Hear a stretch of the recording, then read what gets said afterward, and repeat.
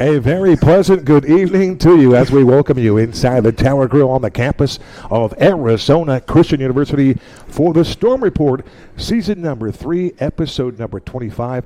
I'm your program host, Kevin Derryberry. Alongside me is Ed Cole, my broadcast partner for ACU football, and the man in the middle is is assistant coach for the ACU baseball team, and he looks like a head coach walking in here, I might say that. Matt West is our guest. We'll talk to Matty here on our first segment. We're going to also talk a little softball here on the program. We'll talk with Dana Herrera and Jaden Miles. They'll be with us in segment number 3 this evening. And in segment number 2, we'll talk a little tennis with head coach Phil Carlisle.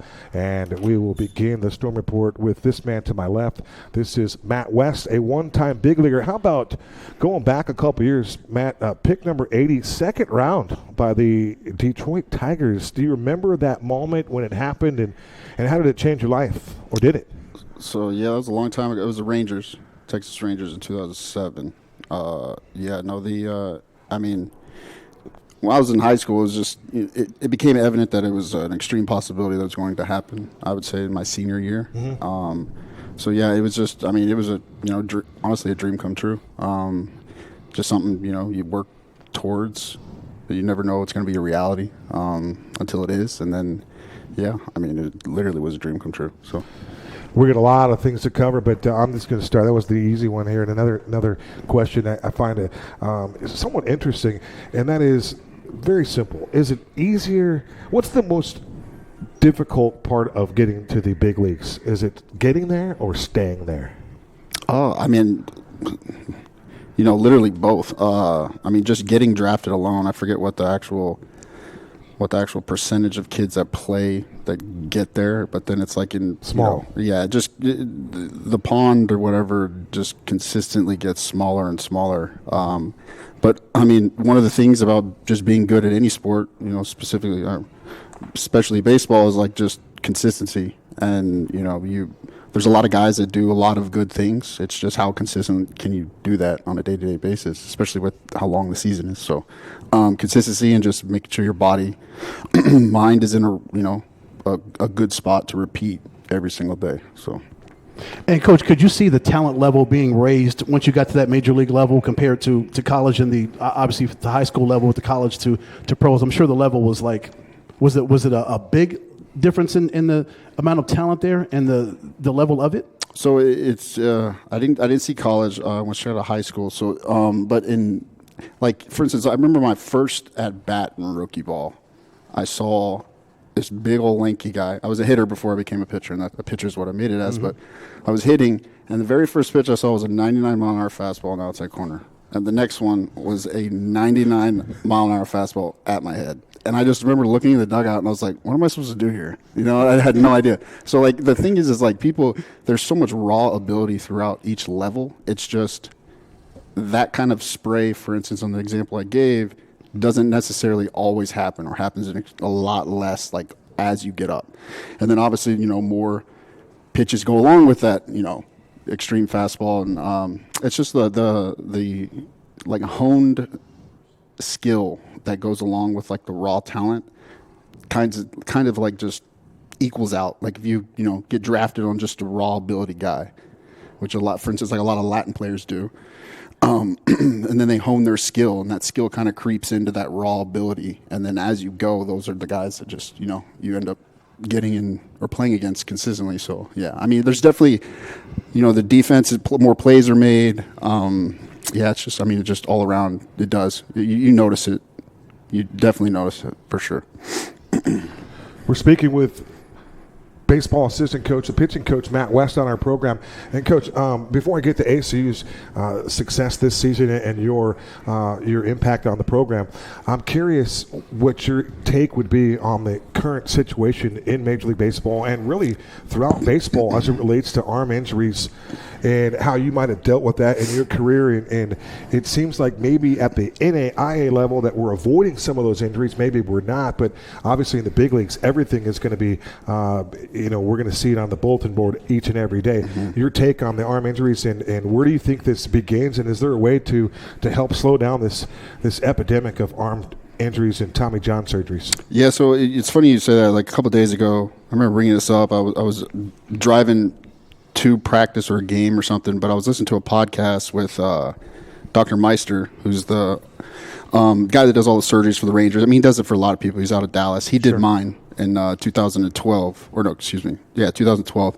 And I listened to him kind of talk about it. And one of the things that I agree with, just off of my gut feel, is the emphasis on like what it takes specifically as a pitcher to get drafted. It's kind of like it's like an intent thing. When I say that, it's like you're throwing your off speed now, whereas like before you may try to feel it into the zone or whatever. Just it's now everything is thrown at max effort. So like you're going and you're getting your analytics done in these like kind of performance based companies that are outside where you can go and have TrackMan and Rapsodo and everything kind of read what your ball is doing, and you're just playing with different things, trying to develop pitches, and you're just honing your craft on like a guy, say for a guy that's like made it, right? Like all the injuries are happening.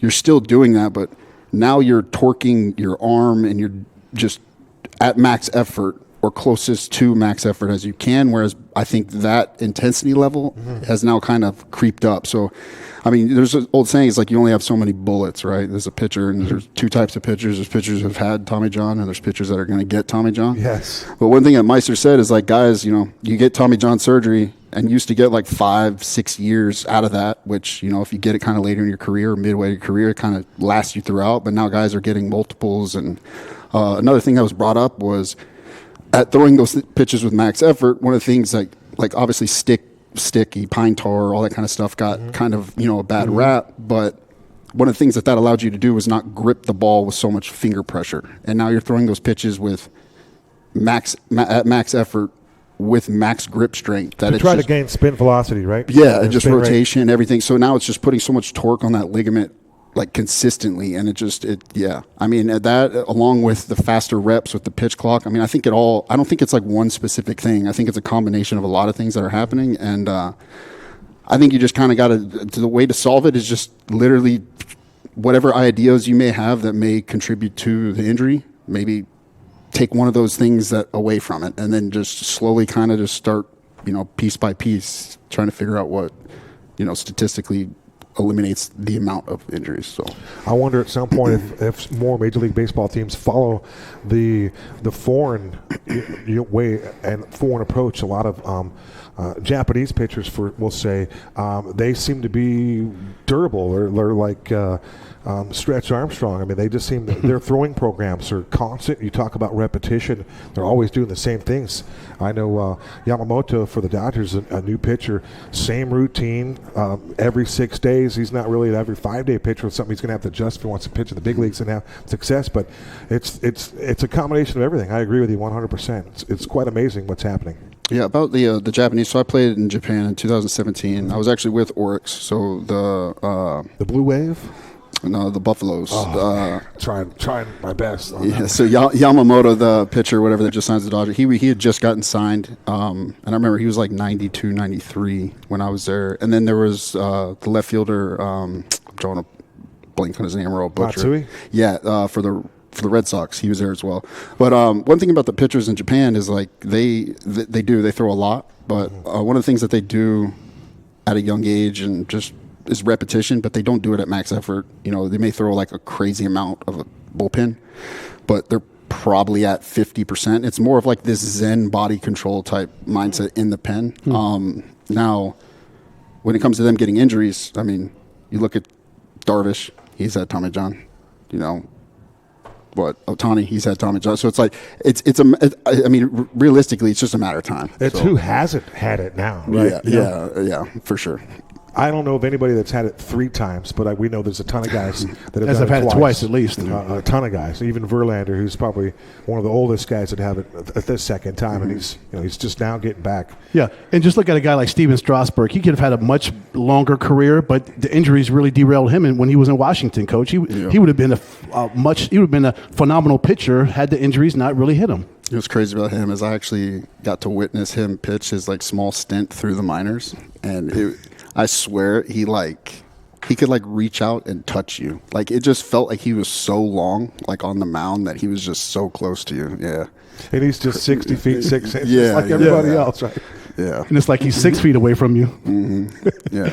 Coach, I want you to talk about your pitching staff. Over the last 3 games against Sagu, you've given up 6 runs in 3 games. The pitching staff is really, of course, your offense is just playing at an amazing clip. They're just knocking the ball out of the park, one of the best offenses in the league, if not the best in the GSAC. Talk about your pitching staff. I want to focus on them, and you talk about the guys that you're coaching up and the guys that you have rolling right now. Yeah, so our pitch staff, so it's like trying to, as a coach, like trying to bring in what I know and what's kind of, used at a higher level to develop pitchers. And one of those things that we did early with Rapsodo is we kind of just got a baseline as much as we could. Obviously, it's not all the data you'd want, but a baseline of the pitchers and kind of see what specific outlier or what kind of whatever their, superpower you want to say, whatever pitch is like, is their best pitch, and then kind of develop a pitch arsenal, or just to learn how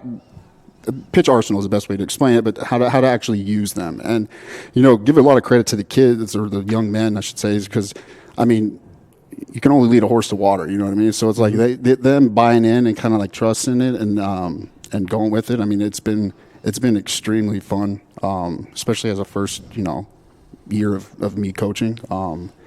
And I think the biggest thing, like for coaching specifically, one of the things that's the hardest, I guess, that I've had to learn is like, there's all these terms or buzzwords or whatever you want to say, whatever you want to give like in an instruction, right? But it's like figuring out each guy's individual language that like they can then translate to their body, to where they can get their cues or whatever, is like kind of the learning curve of it. And each guy's, it's personal to each guy. So I think that's been kind of like one of the things that I've had to grow as a coach, is kind of trying to figure out how to approach each individual.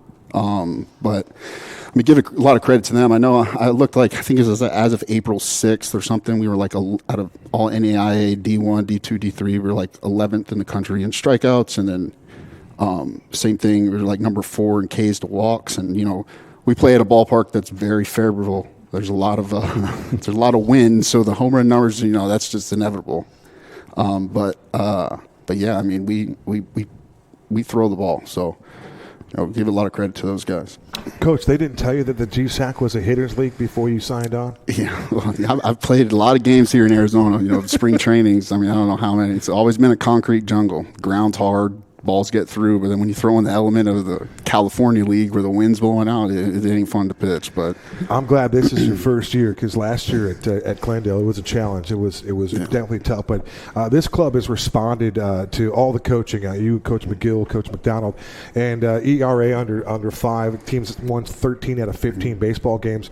I know Ed had mentioned the success against Sagu, but I want to go back a series before that. You took 2 or 3 against OUAZ. You took apart the Crosstowners, and the tone-setting performance was the game 1 start by Adrian Santa Cruz.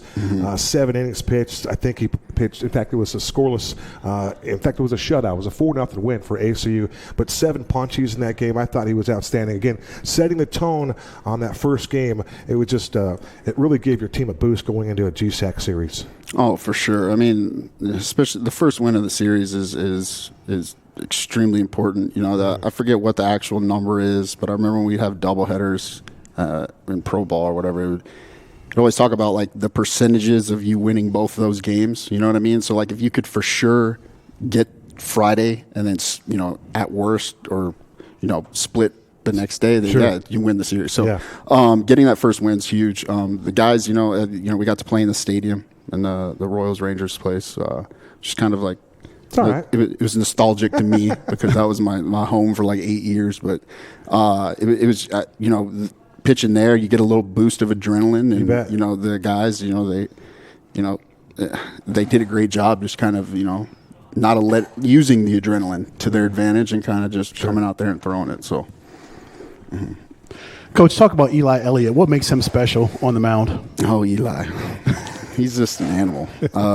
No, he's just, his pitch ability is his pitching IQ, I guess, is very high. A lot of our guys, honestly, have, but Eli specifically, he does a lot of things that, I don't know who watches this, but I don't want to say too much, but he no, he's very. This is a global broadcast. Yeah, you never know. I mean, there's very limited data. If I was a coach, I'd look around and find something. But what did they say on the Storm report about Eli? Yeah, who knows, man.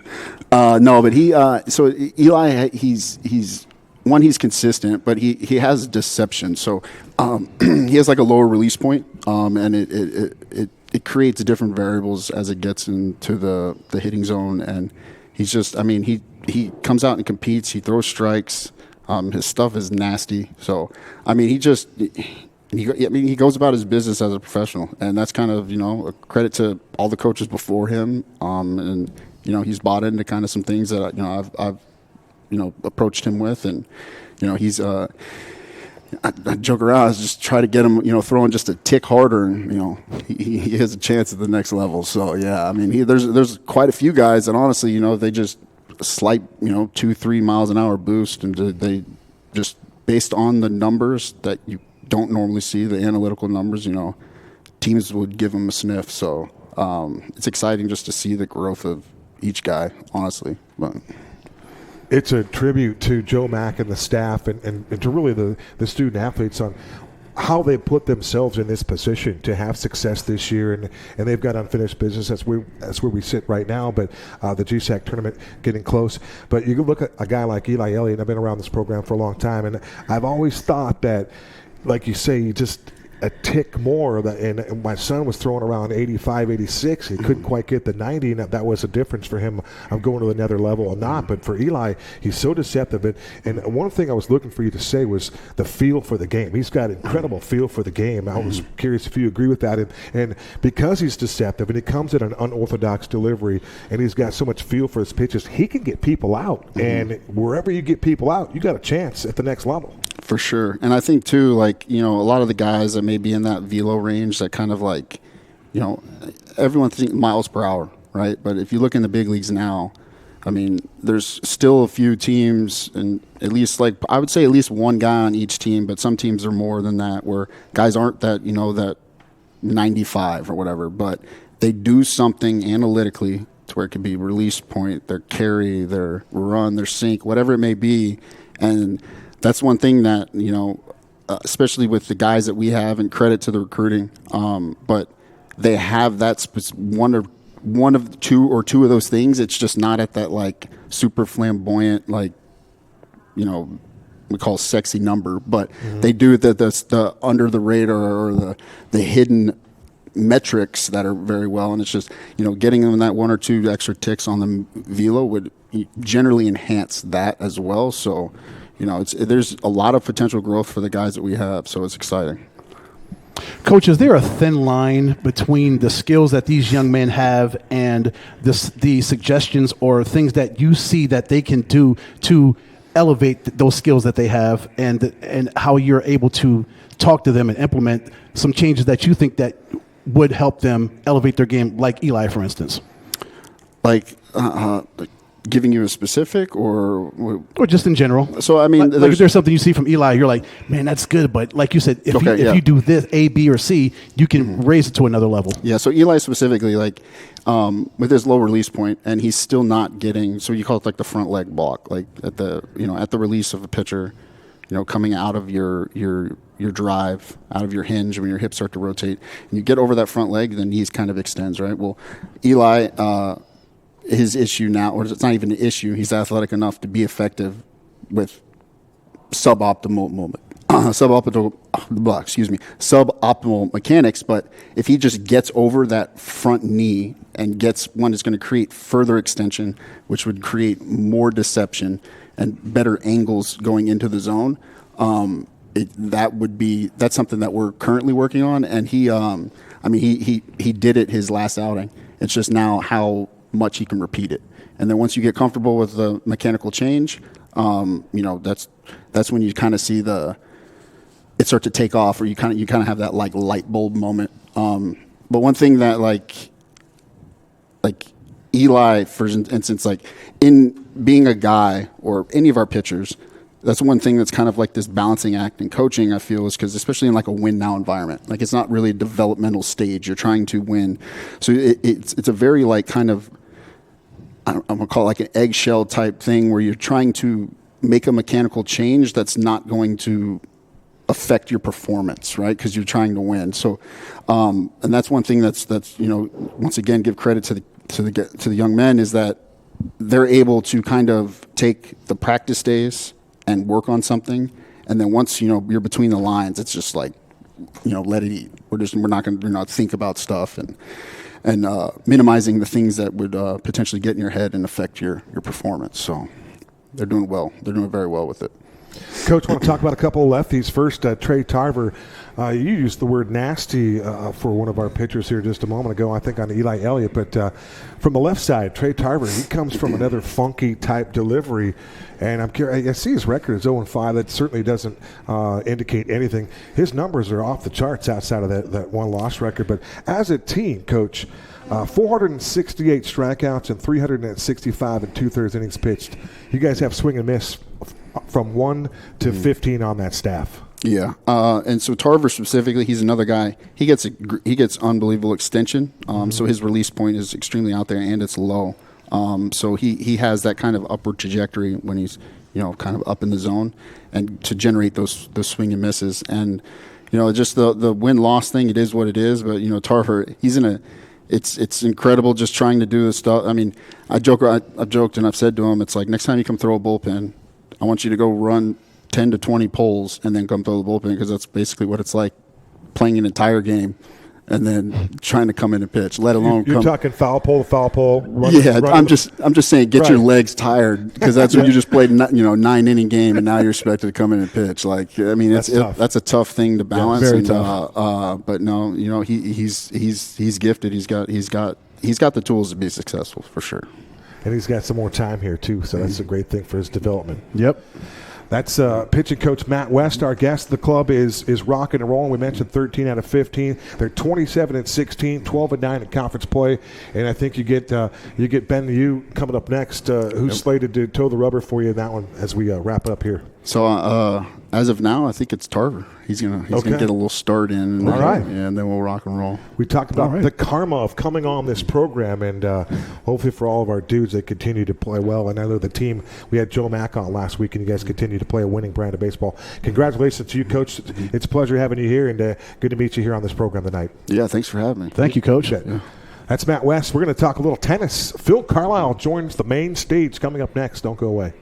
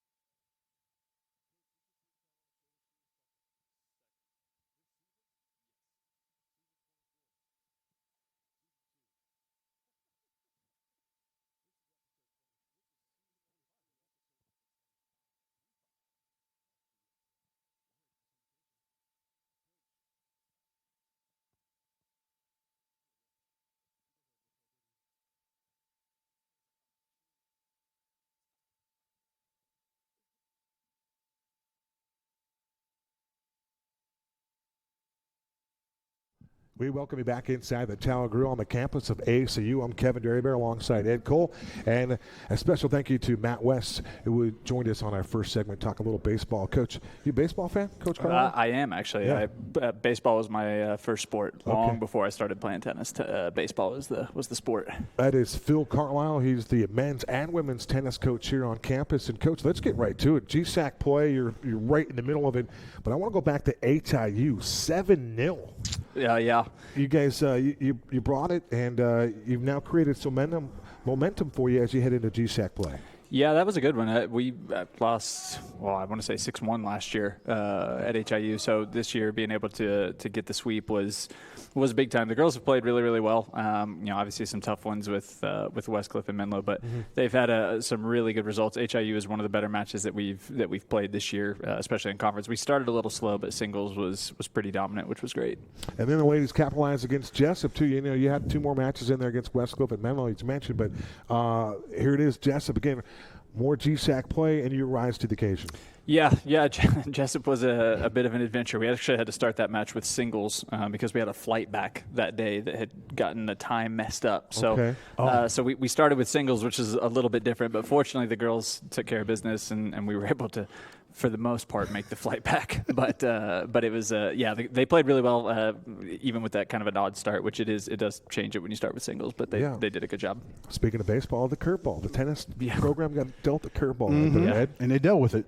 Coach, explain what an unfinished set is. I've seen quite a few unfinished. Explain what that is and why weren't those sets finished? Yeah, so for tennis, the first team to 4 wins the match, and if there's a travel issue, so like trying to catch a flight, then once somebody gets to 4, you just stop. And so if there's still matches going on, if they haven't finished, but we've won as a team or we've lost as a team, we just stop those matches so they don't get to finish. Or in doubles, sometimes that'll happen if, again, you play to clinch, so whoever wins 2 doubles matches gets the point. So if, the 1 and 2 doubles finish and 3 still going, we just stop it and move on to singles. It's just for time purposes.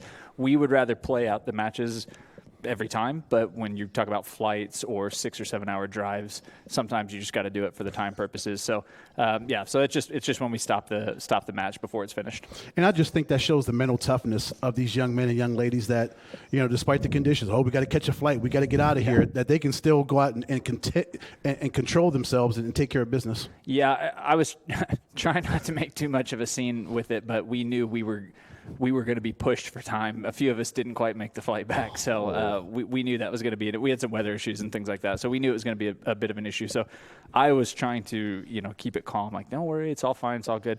Internally, I was like, please do this, because if we don't all miss the flight, we're going to be in some serious trouble. So I was trying to remain calm. Internally, I was not very calm, but fortunately, I don't think I put that on them too much. They handled it well. So you're like a duck, look cool over top of the water underneath. Yeah. I was pacing around court to court, just thinking, please go, please hurry, please hurry, please hurry. But fortunately, we did. Coach, how soon into those types of matches can you start to prepare for those subtle nuances, or are these things that you learn mid-flight, so to speak? No pun intended. Yeah, by the way. Say well done.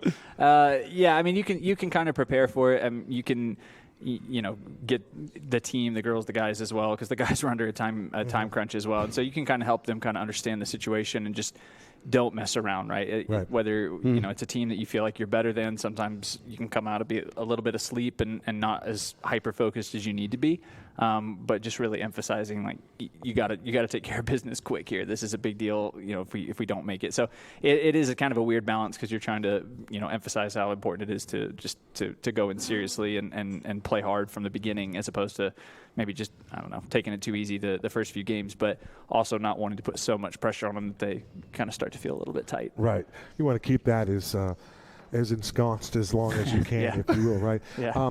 Coach, when we spoke to you last a few weeks back, maybe in a couple months ago now at this point, but you were entering the season with optimism and belief, and there was some change ready to begin, and you had a ton of enthusiasm towards the start.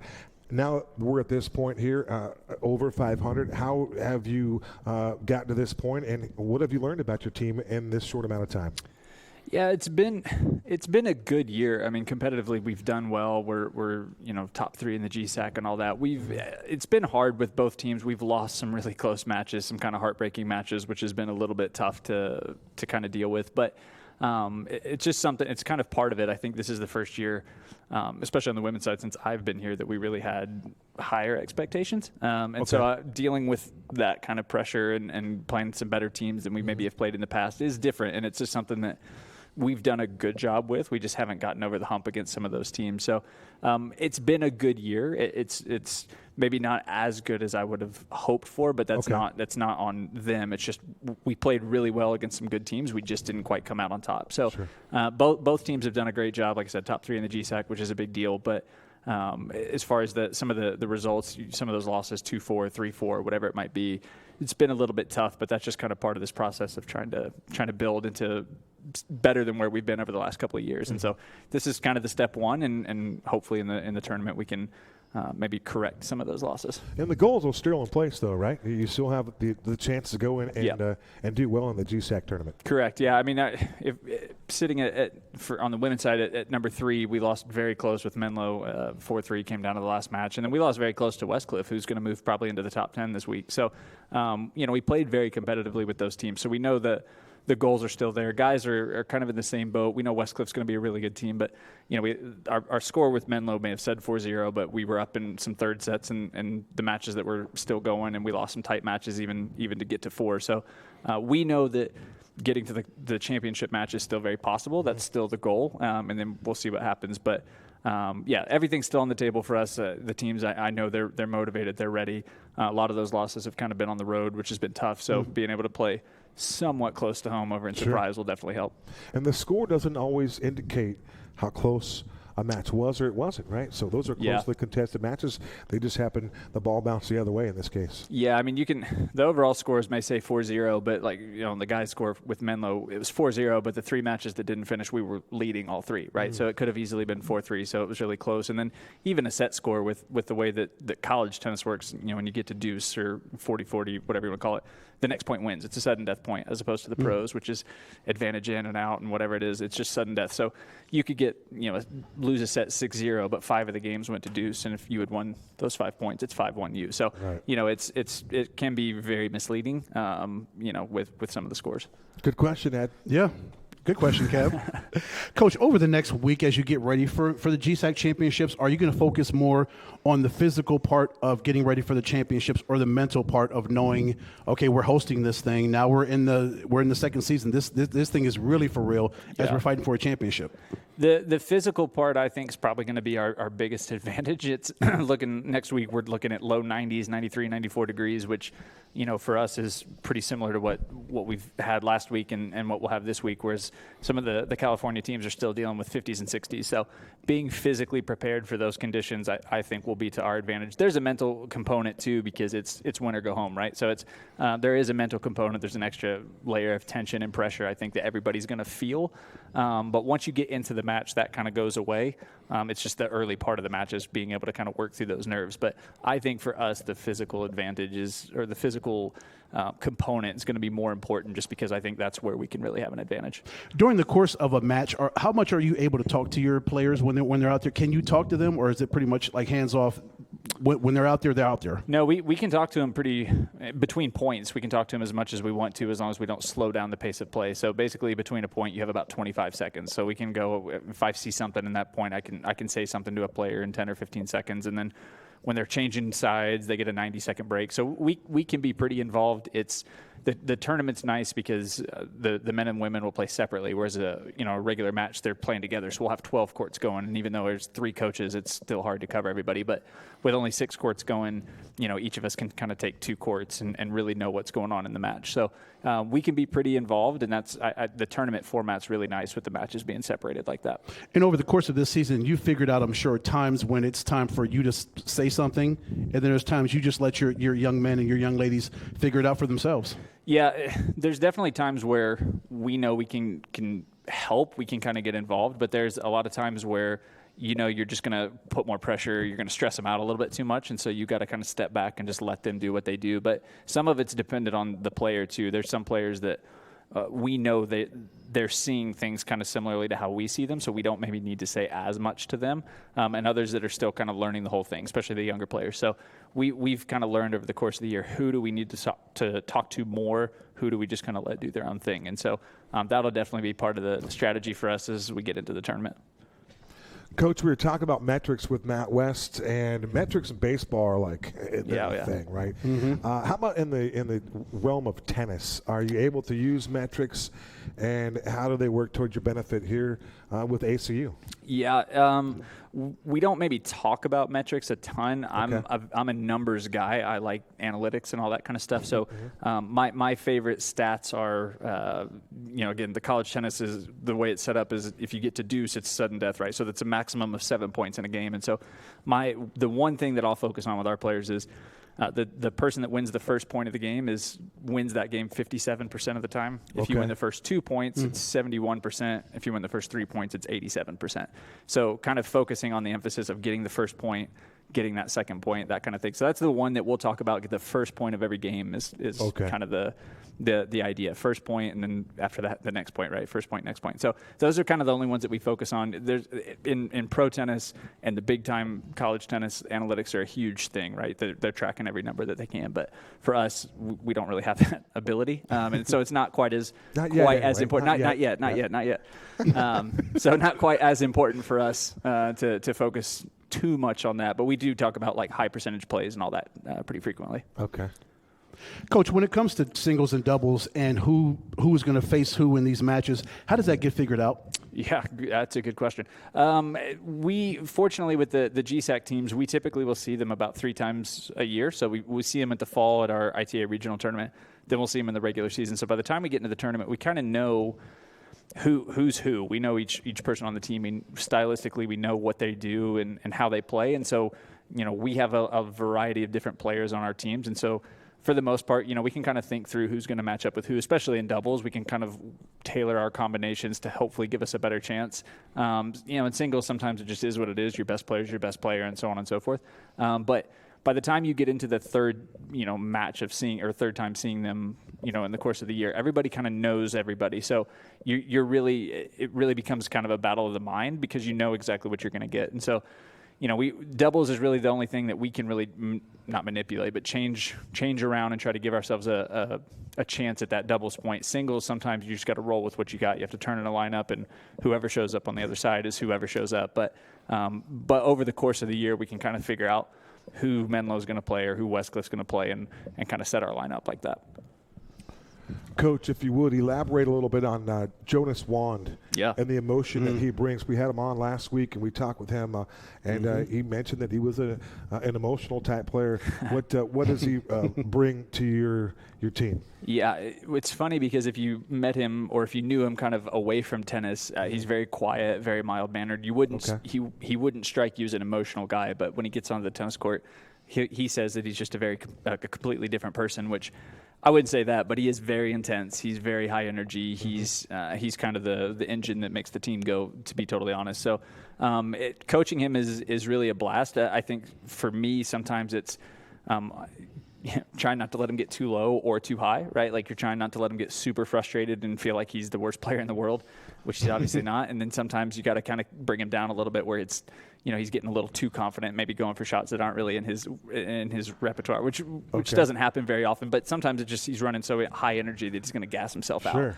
So but that's something we figure out with everybody. But Jonas is, our captain, our senior. He's been the leader of the team for the last couple of years, and so he's an emotional player. But I love it. I wouldn't change it at all. Oh, he was great. We had a lot of fun talking to him, and we just didn't get to experience that emotion that you get to see on a day-to-day basis, whether it be practice or in a match. Yeah. He definitely has a lot more energy on a tennis court than you would guess if you just talk to him. He's pretty mild-mannered, but when he gets on the court, he's pretty intense. Fantastic. Ed, we have time, Tim? Ed's got one more for Phil Carlisle. Okay. On the ladies' side, we had Carla on a couple weeks ago. She's a special lady, Carla Grobelar. Talk about her and what she means to your team. Yeah, I mean, again, a captain of our team.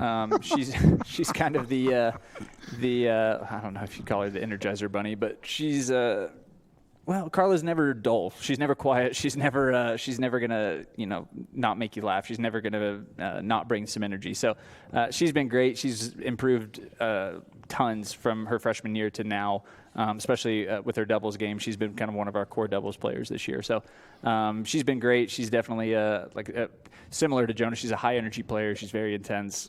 She can also get a little bit frustrated, but we love her. She's been great, and so and I know she's excited for this tournament being her last one. I think she really wants to do well. So I know she's excited and she's motivated. I'm sure she's ready to go out with a bang, isn't she? Yeah, she is, and Deandra and the whole team. I know they want to do well, especially knowing that Menlo was a match that we felt like we could have won, and so I think they're itching to have another shot at it.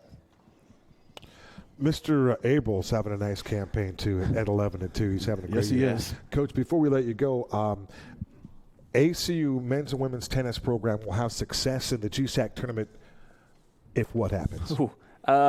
If we handle the conditions well. That even for us, even as much as we can say we're more used to it than other teams are, and we are, it's going to be hot, and it's something that we've not spent a lot of time in over the course of this year. So 93, 94 degrees is going to be tough. If we handle those conditions, I think that's going to be a massive advantage for us over some of the other teams. And so if we can handle that well, and we can kind of handle the emotion and not get so caught up in the previous match and just what we feel like could have gone wrong, or even just feeling like, oh, well, we should have won, we're better, whatever it is. But just being able to come in and say, no, all things are even, use the conditions to our advantage, then I think we can do really well. And your opponent's going to play in those same conditions. Yeah. So that's advantage ACU perhaps. Yeah, the high in Atherton up at Menlo today is 53 degrees. So yeah. I'm hoping that 93 feels a little hotter than that next week. So. A 40-degree swing, that might you might detect that one. Yeah, I think Cole. they'll feel 40 more degrees, Coach. Yeah, I'm hoping so. I'm hoping it takes a toll a little bit. That is Phil Carlisle, the men's and women's tennis coach here at ACU.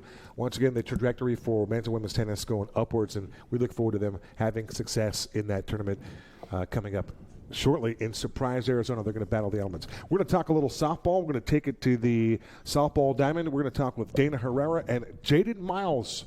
Might surprise you. Jaden's been on the program before. We're going to talk with her right after this.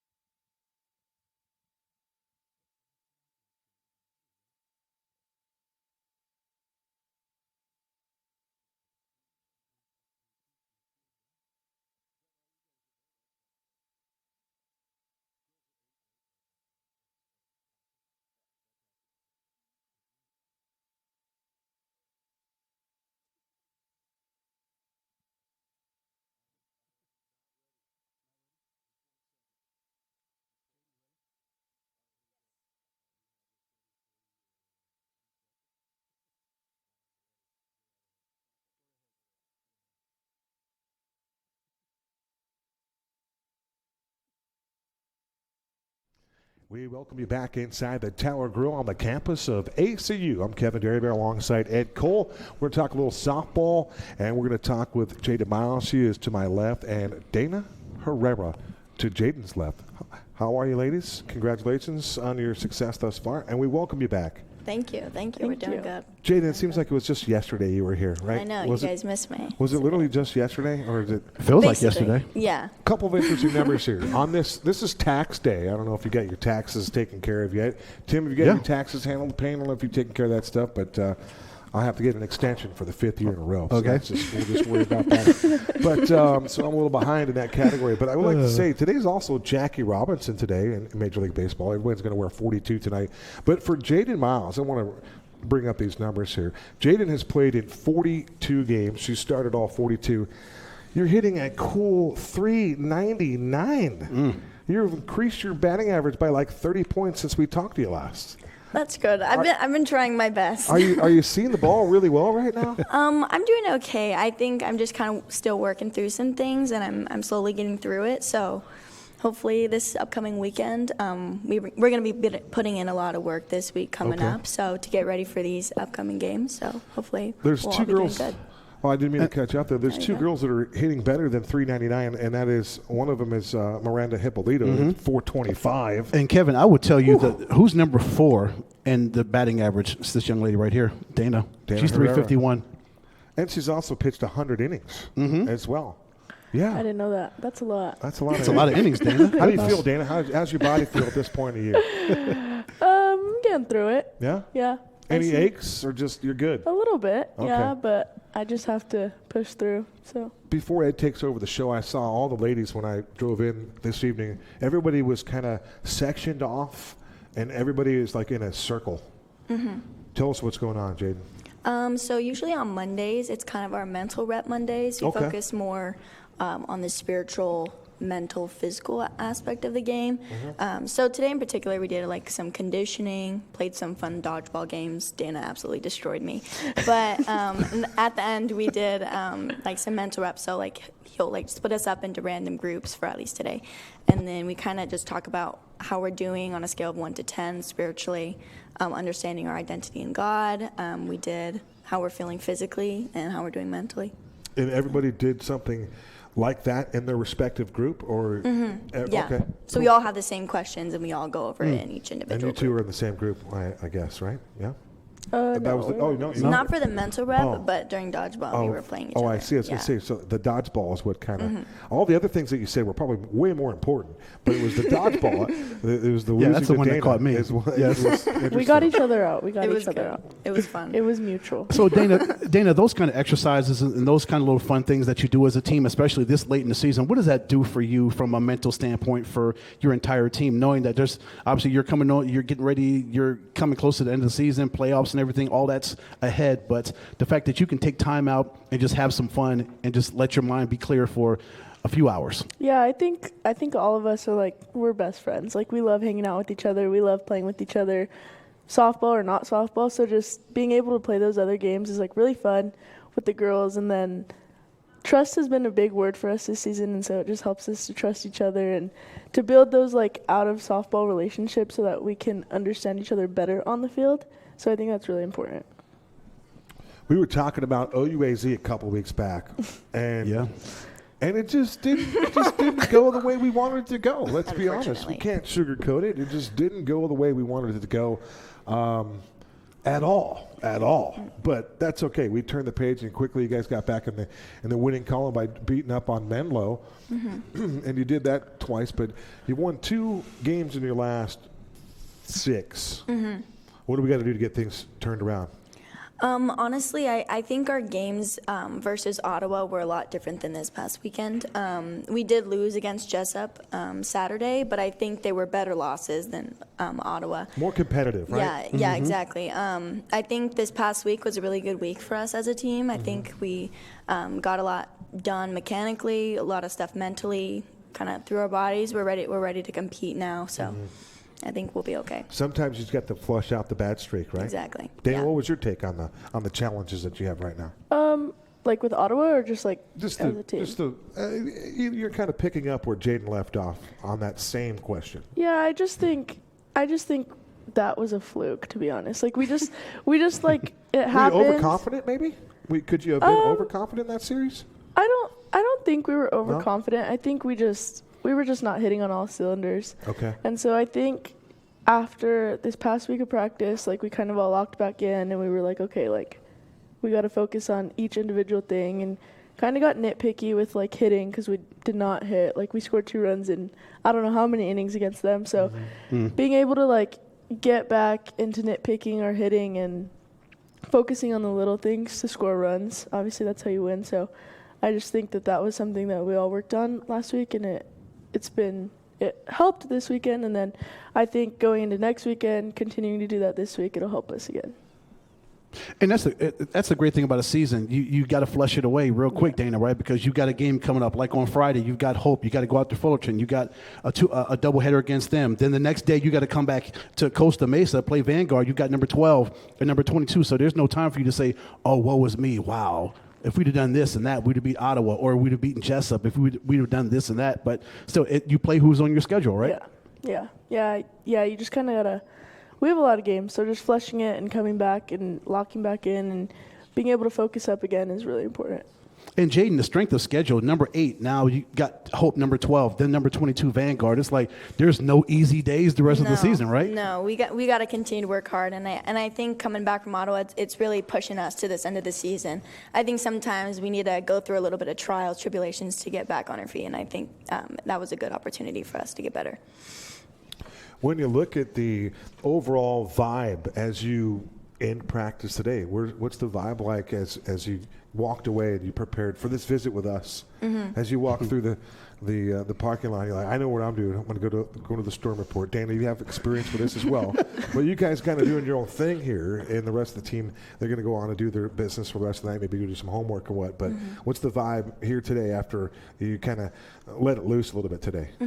It's for me, I think for everyone, it's really upbeat. I think with such a chill practice today, it really makes us miss the game. I mean, I know for probably me and Dan. You guys didn't get any balls out today? No bats, nothing? No, nothing Okay. at all. Wow. Okay. So Okay. it's definitely like a physical break and a mental break, and I think it really inspires us to even go harder starting tomorrow all the way through the week. We got a busy weekend, so we got to get stuff done. Does anybody that you know of cheat and go into the cage and take some hacks off a tee or anything?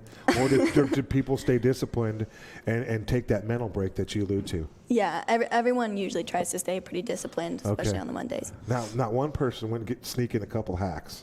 I pitched a little bit before practice, Okay. but that was the extent Do you of it. remember last time we talked to Jade, she was smashing up the side of the building with the foul balls. Did they get that fixed, Tim? Oh, it's still there? Okay. And Jaden, if any of your sisters were there, would you dime them out? I'm sorry? Even if some of your sisters were hitting some balls, would you dime them out and say, "Oh yeah, well such and such was there, and such was there. No. Kev, let me tell you about her, and she was there doing this." No, no, lips are tied. Do you ladies know what it means to be given flowers? When they say we got to give you your flowers, you know that? Are you familiar with this term? Evidently, they don't. Yeah, I don't think It's so. You never heard it's that? praise. It's praise. Have you heard it? She hasn't heard it either. It's like a new thing. There's like so many new things. What? But when they, Makes sense. a lot of it was surrounding Caitlin Clark, who could be the number one pick in the WNBA tomorrow night. But She probably will be. yeah, there's just. It was tonight, I thought. Yeah, she was the number one to Indiana. Oh, is it tonight? Yes. Yeah. Oh, I saw that post. Yeah. Forgive me for not being dialed in on the WNBA draft. That is my apologies. I do not keep up with the WNBA, but I think it's a fantastic league, and fantastic. But all right, girls, we got HIU.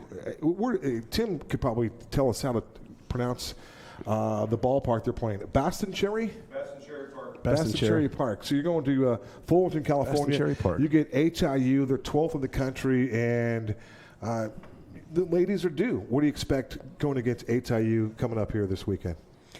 I think for sure we're going to expect some good pitching. I think we've got to be really dialed in, hitting away. We know it's going to be tough competition, and we've played them before, like Hope and Vanguard. We both played them. We know who they have, their hitters, and we just need to adjust accordingly. Is it a good time to go on a road trip, Dana? Yeah, I think it's great. I mean, it's kind of like with finals coming up, it's kind of hard, but I think we're all pretty, like, we know what we have ahead of us, and I think we're all, like, pretty caught up on schoolwork, so I think we're excited and we're going to have fun. We always have fun in the van rides, hotel rooms. It's always a good time. Those van rides, Kevin. Good times. Dana, you mentioned finals and getting ready for the end of the season. You got ranked teams you got to play. You got to get on these vans and go out there. We got to turn around the next day and come back here and play softball again. How are you able to compartmentalize and file this here. I got finals to prepare for. I got to get ready to play some softball games. How are you able to balance all that and juggle like a personal life too? Yeah, I think it like seems hard, but I feel like we've been doing this our whole life. Like high school, we still had finals, we still had to play. Like I feel like this is obviously a different level, but like being able to just stay calm and like for me, I always just like if I'm stressed about assignment, I'm like, okay, well I know I'm gonna get it done at some point. Like it's fine, just keep going. I don't know, like I just try not to stress about it too much because like what's stress gonna do for you? Nothing. It's not going to make it any better. Yeah. So I know I'm going to get it done. Just, I don't know when. Yep. But you just got to get it done. yeah, it'll happen. Ladies, if you can recall going back to the beginning of the season, do you remember any kind of the goals that you set up, maybe for a team goal? I'm sure everybody has individual goals, but for this softball team, did you have a team goal maybe to win the conference or just prepare and qualify for the national championship tournament? What was the team goal for ACU when you kicked this season off? Yeah, so in the beginning of the year, we kind of brainstorm what should be kind of our team motto kind of thing. And something we kind of decided was like being together and doing things for one another, kind of around that realm. But I think that as being accountable to each other. Yeah, Okay, exactly, sure. exactly. And then just kind of playing for one another, having fun. Yeah, that's very much. Having fun. Keep it simple. How about you, Dana? You agree? That was it? Just as simple? Yeah, 100%. I think, like, having fun, obviously, but then making it to the first round of the tournament was always something that we brought up throughout the whole season, too. So that's pretty important to us. How about on an individual goal for you, Dana? We're sharing with you that you've pitched over 100 innings this year. Going into this season, did you have an idea that you would have that kind of an impact and provide that type of stability where you could take the softball and give the team some length? Coming in, I knew I didn't want to be a PO. That was one thing that, like, was a goal for me to not be a PO. I wanted to hit, and I obviously wanted to play the field. I wanted to pitch, I wanted to do everything. So just kind of balancing everything was like a goal for me. I didn't know what my role was going to be coming in, but I think just doing my best and being the best I can be was a big thing for me, and I think I'm playing with a mindset that I have nothing to lose. Like, I have everything to gain. I'm just having fun, and so I think that's helped me a lot. Did you say PO? Yeah, pitcher only. Pitcher only. Okay. Yeah. Oh, Very good. I was trying to figure out what PO meant too. Very good.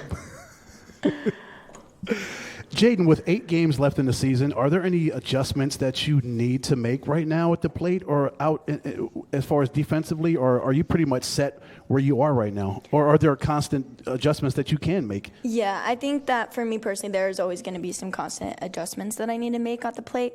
I was talking to Mr. Terzakis, KT's dad, about some things I need to work on, and of course I was talking to my dad about things I need to work on. Kind of one thing that I've been really focusing on is, powering up using my hard slaps, but also kind of getting my feet down a little bit quicker to get a better angle on the ball and to stop hitting all those foul balls all the time, to actually put it in play. So that's always going to be my goal upcoming, and, yeah. And Dana, for you, what are some things that you can do over the last 8 games to help push your sisters through the regular season and on to the second season? Yeah, I think hitting, just, like, personally hitting, I just need to stay, like, the least amount of movement as possible is, like, best for me. Like, just keeping it simple, not trying to overhit the ball, not trying to, like, do too much. So that helps me hitting. And then pitching, just keeping the ball low, honestly. Like, everyone we play is good. All the hitters we're playing is good. So if I miss, like, they're going to take me yard. Like, so just keeping the ball low and not letting them do that.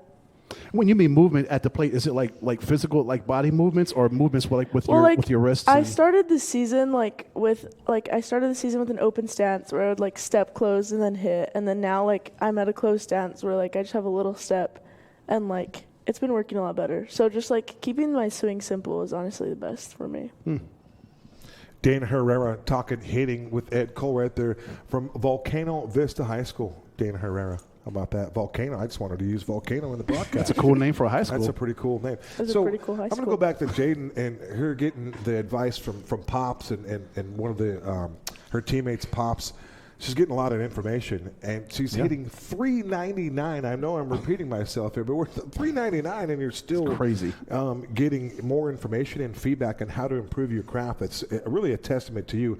I'm curious, do you want to hit and finish over 400? I mean, that's got to be like right now. Maybe a little bit of a goal. Yes, I would. I would love to. I try not to look at the stats, whatever. But I'm always trying to improve. I know this past weekend, I went 0 for the first game and then got some hits the second game. So I'm really trying to be a little bit more consistent, get a few hits first game, few hits second game. So that's makes sense. Kind of my You don't goals. want to do an 0 for 3 and then go 5 for 5 right. in the second Yeah, game. Right? it makes no sense. Yeah.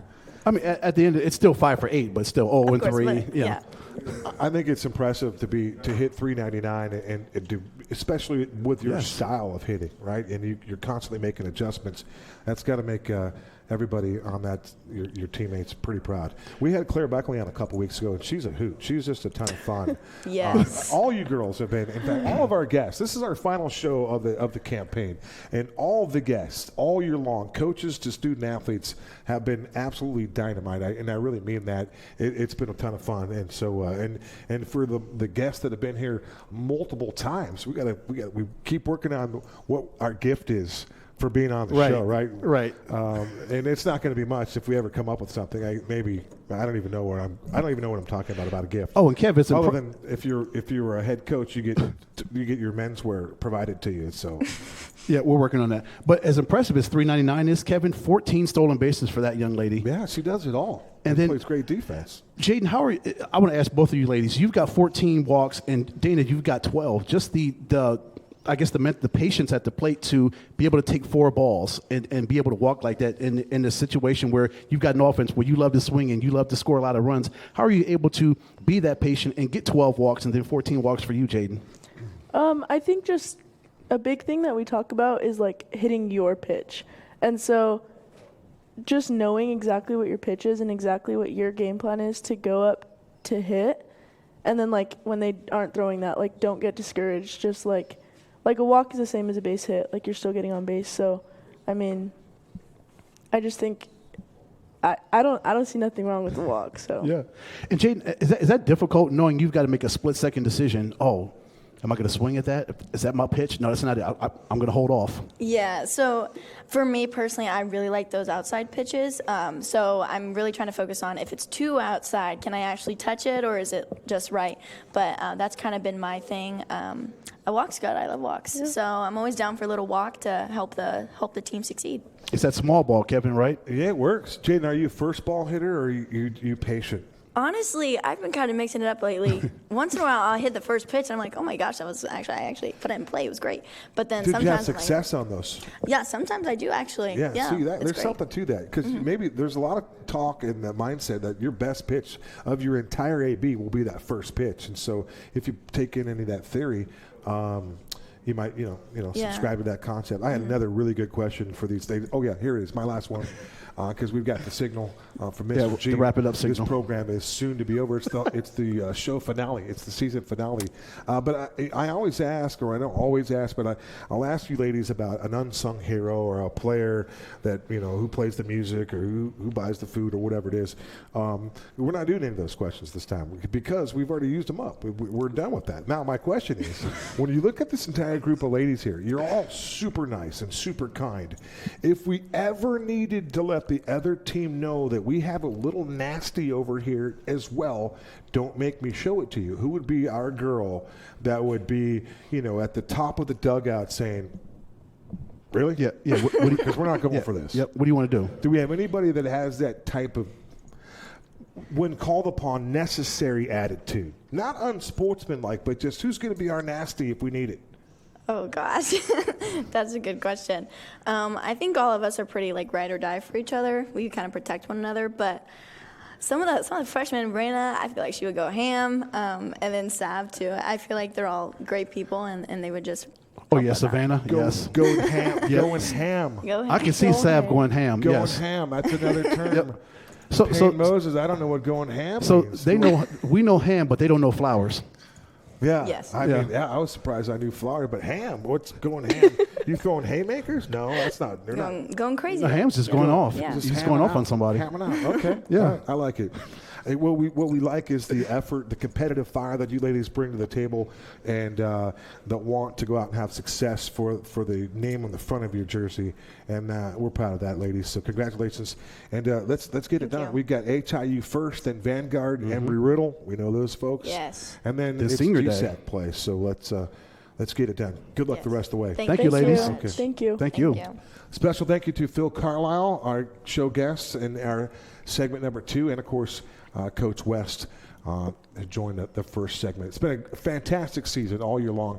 Congratulations to all of our student athletes, all the award winners, postseason finalists, all the championships that were won, and all the competitive play from our student athletes. We certainly appreciate that, and as they continue their quest for success in their sport or discipline of choice, as they continue to learn and develop their relationship with Jesus Christ. So for Tim Gosen and Payne Moses, for my broadcast partner Ed Cole, I'm Kevin Derryberry. It's been an absolute pleasure. Until next season, so long for now.